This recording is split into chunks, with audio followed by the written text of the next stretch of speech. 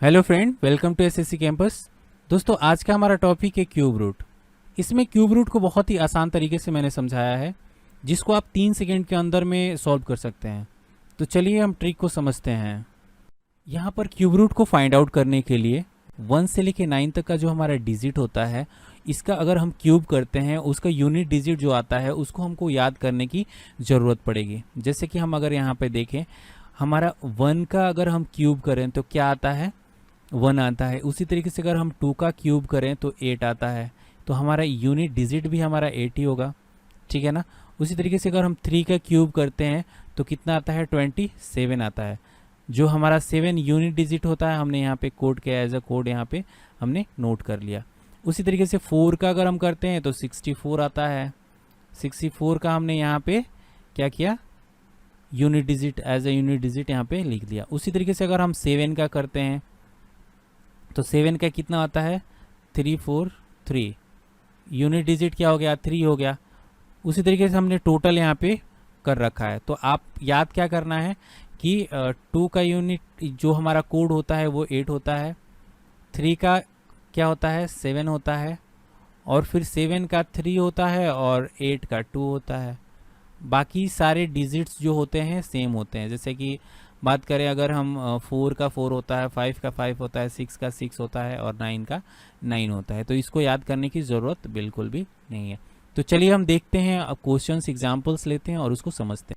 अगर यहाँ first question की बात करें तो देखिए हमें करना क्या होता है, जो हमारा लास्ट डिजिट होता है, ठीक है ना, लास्ट डिजिट को हम सबसे पहले केयर करते हैं। उसके बाद का जो 2 डिजिट होता है, लास्ट डिजिट के बाद का जो 2 डिजिट होता है, उसको ज्यों कहते हैं हम ऐसे ही छोड़ देते हैं, मतलब इसको हम छोड़ देते हैं। और फिर उसके बाद का जो डिजिट होता है उससे हमको मतलब होता है, मतलब फर्स्ट डिजिट और लास्ट डिजिट से हमें मतलब होता है, बीच से हमें कोई मतलब नहीं होता है।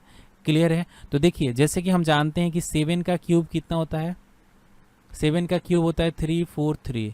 तो हमें इसका कोड क्या हो जाएगा, मतलब 3 क्या हो जाएगा, यहाँ पे ये 3 आ जाएगा कोड। मैंने बताया भी था कि 7 का कोड कितना होगा, 3 होगा। क्लियर है। आगे बढ़ते हैं। यहाँ पे हम देखते हैं, जैसे कि अब हमें क्या करना होता है, यहाँ पे जो फर्स्ट डिजिट होता है ना इसका, उसको देखना होता है कि ये जब हम क्यूब करते हैं तो ये करीब करीब जो हमारा फर्स्ट डिजिट नंबर होता है उतना आना चाहिए। तो हम ऐसा कौन सा वर्ड है जो जिसका हम क्यूब करें तो 2 आ जाए। तो देखिए 1 का अगर हम क्यूब करते हैं तो 1 आता है। तो 1 करीब करीब 2 के करीब है, ठीक है ना। हमें 1 से लेके 9 तक के डिजिट को ही चेक करना होता है। तो हमने 1 का क्यूब किया तो 1 का क्यूब क्या आ गया, 1 आया। तो 1 का क्यूब 1 आया, जो करीब करीब नियर बाय, यहाँ पे हमने लिख दिया नियर बाय। तो नियर बाय होना चाहिए किसके, जो हमारा फर्स्ट डिजिट है उसके नियर बाय होना चाहिए। तो हमारा यहाँ पे आंसर कितना आ जाता है, 13। ठीक है। नेक्स्ट और एग्जांपल लेते हैं और उसको हम अच्छे से समझते हैं। जैसे कि हम सेकेंड एग्जाम्पल लेते हैं। तो सेकेंड एग्जाम्पल की हम बात करें तो जैसे मैंने क्या बताया कि फर्स्ट डिजिट हम यहाँ पे लिखते हैं, बाकी उसके बाद 2 डिजिट को हम छोड़ देते हैं और उसके बाद जो बचा डिजिट उसको हम यहाँ पे ले लेते हैं, ठीक है ना। तो फर्स्ट डिजिट से हमें मतलब होता है और फर्स्ट जो भी हमारा डिजिट होता है उनसे मतलब होता है और लास्ट डिजिट से मतलब होता है। बीच का 2 डिजिट से हमें कोई मतलब नहीं होता है। क्लियर है ना। तो यहाँ पे जैसे कि मैंने क्या बताया कि 8 का कोड क्या आ रहा था, 2 आ रहा था। 8 का कोड 2 आ रहा था क्योंकि हमने खुद ही यहाँ पे देखा था कि 8 का क्यूब कितना होता है, 512, ठीक है ना। तो 2 यहाँ पे हमने यहाँ पे नोट डाउन लिख दिया। अब लास्ट की बात करें, फर्स्ट की बात करें सॉरी, तो यहाँ पे देखें कि किसका क्यूब अगर करें तो 32 के करीब करीब आ जाए। तो आप जो सिंपल सी बात है कि अगर हम 3 का क्यूब करते हैं तो कितना आता है, 27 आता है, जो इसके नियर बाय होता है। मैं एग्जैक्ट नहीं बात कर रहा हूँ कि एग्जैक्ट कितना ही आना चाहिए, उसके करीब करीब वैल्यू आना चाहिए, ठीक है ना। तो इसका आंसर क्या हो जाएगा, यहाँ से ये 3 उठाएंगे और यहाँ से ये 2 लेंगे तो 32 इसका आंसर हो जाएगा। मतलब अगर हम इसका क्यूब रूट निकालते हैं तो 32 इसका क्यूब रूट हो जाएगा, ठीक है ना। उसी तरीके से देखते हैं नेक्स्ट में मैंने जैसे बताया लास्ट का हमने छोड़ा यहाँ पे, फटाफट करते हैं। अब लास्ट का छोड़ा, उसके बाद हमने 2 डिजिट यहाँ पे छोड़ दिया और 4 डिजिट यहाँ, 3 डिजिट यहाँ बन रहा है तो इसको हमने ले लिया। तो देखिए 6 का क्या होगा, 6 ही होगा कोड, है ना। और क्योंकि हम 6 का स्क्वायर करते हैं तो कितना आता है 216, और 6 डिजिट यहाँ पे हमने नोट डाउन किया। क्लियर है।